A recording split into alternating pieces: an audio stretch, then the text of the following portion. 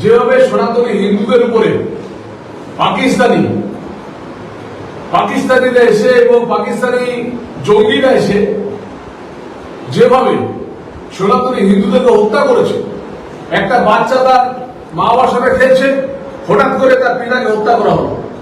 একজন স্বামী স্ত্রী হানিমুন করতে গেছেন, হঠাৎ করে তার স্ত্রীর সামনে স্বামীকে হত্যা করা হলো। এই যে বর্বরচিত ঘটনা, এটা ভীষণ লজ্জার এবং ভীষণ দুঃখজনক ঘটনা। এবং তাই নরেন্দ্র মোদীর নেতৃত্বে আমাদের দেশে যে শান্তি বিরাজ করছে, সেই বিরাজ নষ্ট করার চেষ্টা করছে পাকিস্তানিরা। তাই আমাদের দাবি যে ভারতবর্ষ জুড়ে পাকিস্তানিরা যেভাবে জন্ম জিহাদি যেভাবে তারা রচনা শুরু করেছে, যে একজন মহিলা পাকিস্তানি কোনো ছেলে ভারতীয় মহিলাদেরকে বিয়ে করে নেওয়ার পর 8-10টা করে বাচ্চা দাও, তাদেরও 8-10টা করে বাচ্চা হোক, কিন্তু পাকিস্তানি যে মহিলাটাকে বিয়ে করলো সেই মহিলাকে আর পাকিস্তানে নিয়ে যাওয়ার কোনো চিন্তা ভাবনা নেই। বা কোনো ভারতীয়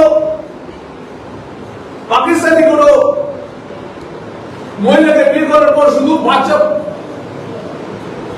বাচ্চা জন্ম দেওয়ার জন্য পাকিস্তানিদের জেহাদি শুরু করেছে, এটা অবিলম্বে বন্ধ হওয়া দরকার।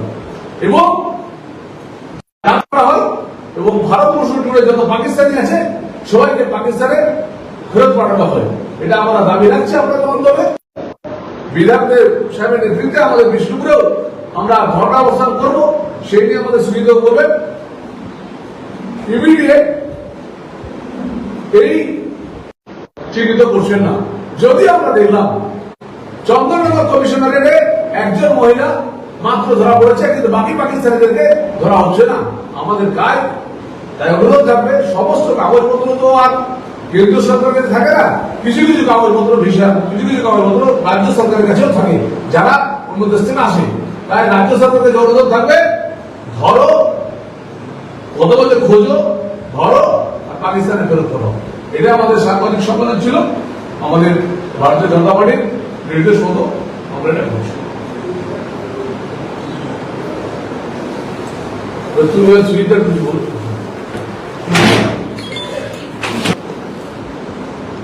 নমস্কার।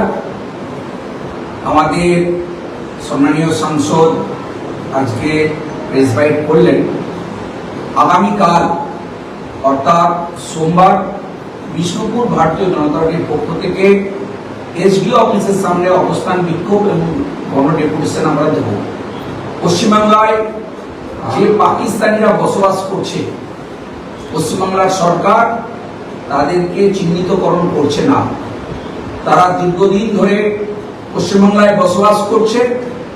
ভারতীয় জনতা পার্টি এবং কেন্দ্রের সরকার বলা সত্ত্বেও মমতা ব্যানার্জি এই বিষয়ে কোনো উদ্যোগ নেয়নি। কেননা ওই দুধেল গায়েরা তৃণমূলের ভোটার, সেই জন্য মমতা ব্যানার্জি তাদেরকে চিহ্নিতকরণ না করে তাদেরকে অবাধে এখানে থাকতে দেওয়া হচ্ছে এবং তারাই পশ্চিমবাংলার বুকে সন্ত্রাস চালাচ্ছে, তারাই পশ্চিমবাংলার বুকে দাঙ্গা লাগাচ্ছে।